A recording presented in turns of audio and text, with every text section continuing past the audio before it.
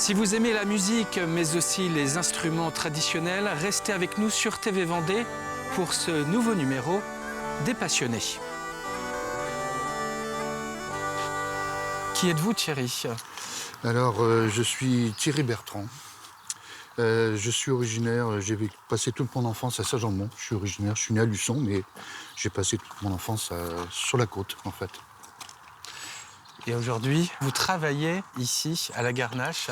Nous sommes dans cette commune pour venir à votre rencontre. Oui. C'est là où vous vivez également? Oui, voilà, j'habite à la Garnache depuis 2000 exactement. Avant, j'habitais dans un petit village à côté, Châteauneuf. Vous avez grandi toute votre enfance et adolescence en Vendée? J'ai vécu à Saint-Jean-de-Mont dans un univers d'artisanat, puisque mon père était artisan. Il y avait du tournage, on fabriquait des petits objets de décoration. Et adolescent, c'était cette passion qui vous animait déjà? Oui, ça m'a toujours plu. Je suis passionné de tournage sur bois, enfin de tournage en général. Et il y avait pas mal de tours dans l'atelier, donc très rapidement, je me suis mis à faire des copeaux. Parce que j'avais déjà l'idée de fabriquer des instruments. Il n'y avait pas d'école, donc j'ai fait une formation d'ébéniste. J'ai eu beaucoup de chance, je suis tombé sur un maître formateur qui avait été compagnon Tour de France. J'ai voulu moi aussi faire le compagnonnage, mais on m'a expliqué que si je me lançais là-dedans, je ne pouvais plus jouer, quoi, parce que c'était vraiment très prenant. Et du coup, j'ai pas fait le compagnonnage. Je regrette un peu quand même. Mais bon, voilà, j'ai...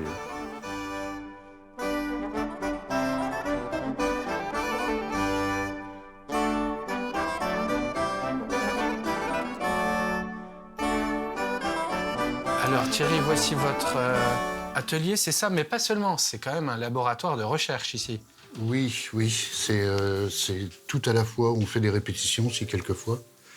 Pas que de la fabrication, effectivement. Ouais. Là, on est entouré d'instruments. Alors Thierry, si on est venu à votre rencontre, c'est parce que vous êtes passionné d'instruments anciens. Vous pouvez peut-être nous présenter l'endroit où vous passez quand même beaucoup de temps chaque jour? Par exemple, ça, c'est une pièce où je finis les instruments, où je les accorde.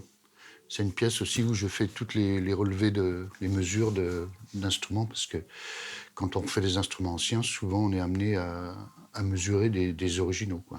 Et votre spécialité, Ouais. c'est le hautbois? Les hautbois. Les ouais, hautbois. Les hautbois anciens. Période baroque, on va dire. Pour les refaire tels qu'ils existaient avant, il faut être équipé. Et là, vous avez de la grosse machinerie, hein. Oui, parce que souvent, je reconstitue des instruments qui ont complètement disparu. Et pour les fabriquer, il faut ce qu'on appelle des alésoirs. Donc, c'est ce qui travaille l'intérieur de l'instrument. Et chaque instrument, chaque tonalité d'instrument, chaque diapason nécessite des jeux d'alésoirs. Il y en a plusieurs. C'est des alésoirs coniques. Et évidemment, pour ces instruments, on ne trouve pas ça dans le commerce. Donc, il faut fabriquer aussi les outils. Donc, je travaille aussi sur les machines à métaux pour fabriquer les outils. Voilà.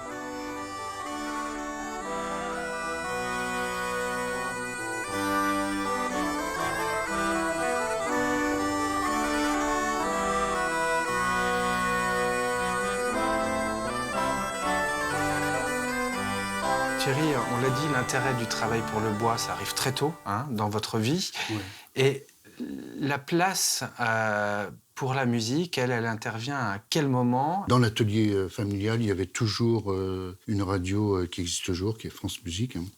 Et donc, on écoutait en permanence du clavecin, de l'orgue, de la musique classique ou ancienne. Ça, c'est des souvenirs qui, je pense, m'ont tout de suite attiré vers la musique. Parce que, en fait, dans la famille, personne n'était musicien.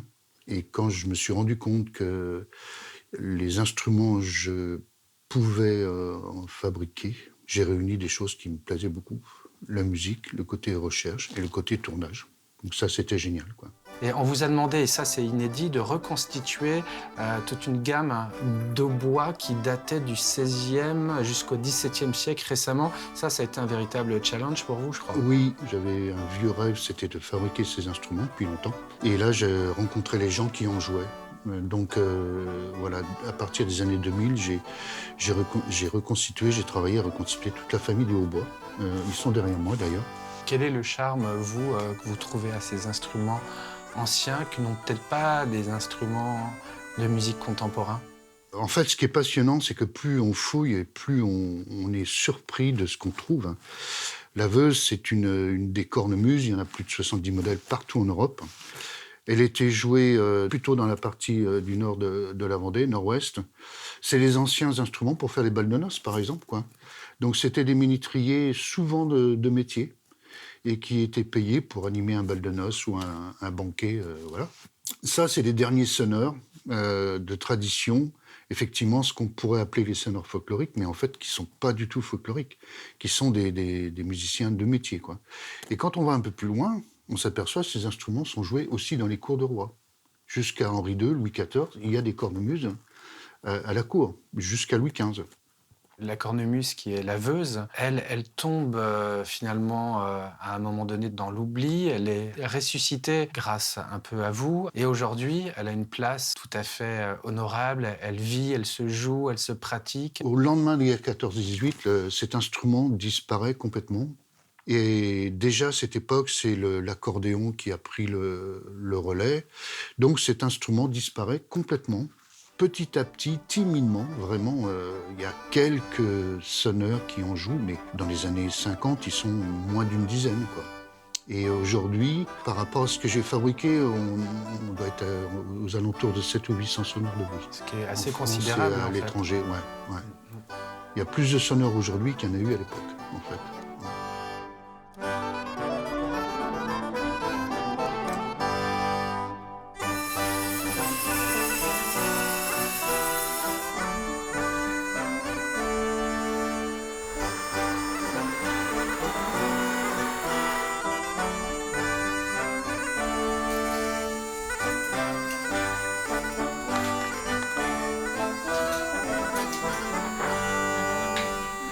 Thierry, quand on est plongé comme vous dans cet univers musical, est-ce qu'on arrive à en sortir avec d'autres occupations, des loisirs, ou est-ce que c'est peut-être pas si simple finalement? Non, c'est pas simple.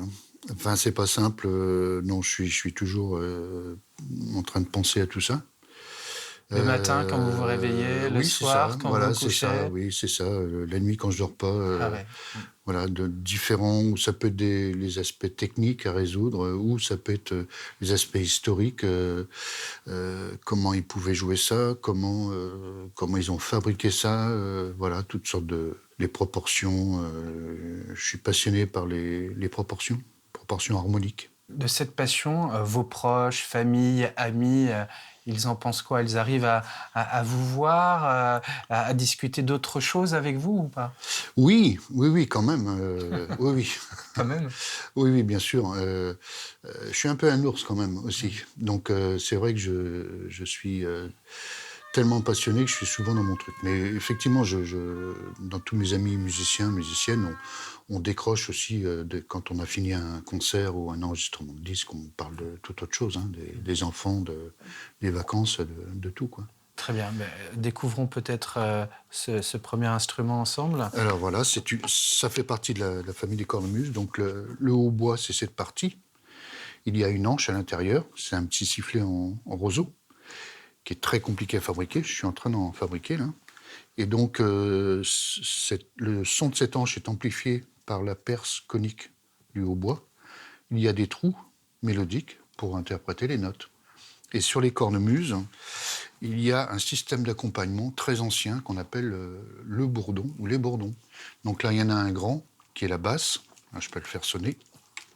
Donc ça, c'est la basse, Fabrication personnelle, hein. bien sûr. Voilà. Le petit, c'est une quinte. Et on peut les mettre tous les deux ensemble, ça fait un accord. Et j'ai reconstitué cet instrument grâce à des archives Praetorius. C'est aussi le modèle qu'on voit sur une gravure d'Albrecht Dürer, et qui est daté de 1514. Et vous jouez la musique de l'époque. De l'époque, voilà. Il faut remplir la réserve avant de jouer.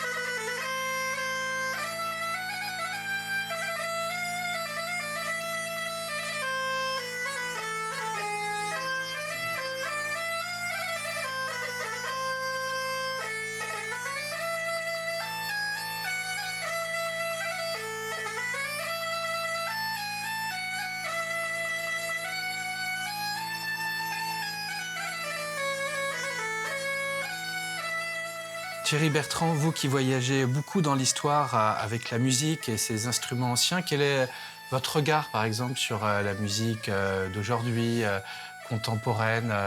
C'est une musique que vous écoutez aussi? Bien sûr, toutes les musiques, j'écoute toutes les musiques. Ça va du jazz au blues, beaucoup la musique classique. J'adore des grands noms comme Jean-Sébastien Bach, par exemple. J'aime aussi les musiques plus récentes comme Ravel et même parfois Olivier Messiaen.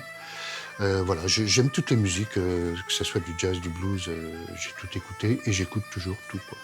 Quel que soit le genre, je peux être ému par un lait du XIIIe siècle, mais je peux être complètement en admiration devant un chorus de guitare électrique ou de saxophone.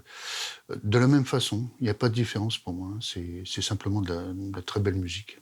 Des gens qui s'expriment et c'est beau. Et quand on fait de la très belle musique avec des très beaux objets, tels ces instruments, ça donne peut-être encore plus envie de la pratiquer. Il se trouve que vous avez créé avec d'autres une école pour apprendre à jouer de la veuse. Cette école, elle est ici, là où nous sommes, à la Garnache. Et ça peut s'adresser à tous ceux qui souhaiteraient Voilà, c'est s'y mettre un peu. complètement. C'est tous les âges confondus. Bon, en dessous 7-8 ans, c'est un peu compliqué de jouer de cet instrument, c'est un petit peu physique. Mais voilà, on reçoit toutes sortes d'élèves, y compris des gens qui n'ont jamais fait de musique, hein. Et on a même un réseau d'instruments d'études qui sont loués. Ça permet aux gens de s'initier sans dépenser d'argent. Sans solfège, on peut s'y mettre, même si on n'a pas beaucoup de souffle. Voilà, il y a un gros travail qui est fait sur la transmission orale, parce que ça, c'est très important. C'est un solfège ancien, oral, en fait, hein. C'est pas écrit, mais la tradition s'est perpétuée comme ça, de façon orale, quoi. Mm. Très bien. Ouais. Bah, écoutez, vous avez eu le message, ça peut peut-être intéresser certains que vous connaissez aussi. Ça se passe à la Garnache pour apprendre à jouer de la veuse. Thierry Bertrand, j'étais très content de partager ce moment avec vous. Merci hein, pour nous avoir fait découvrir cette passion que vous avez pour la musique Ouais.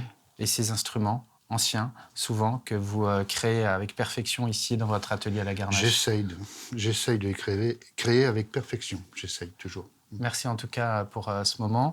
Et puis, quant à nous, on se retrouvera avec un autre passionné bientôt, toujours sur TV Vendée.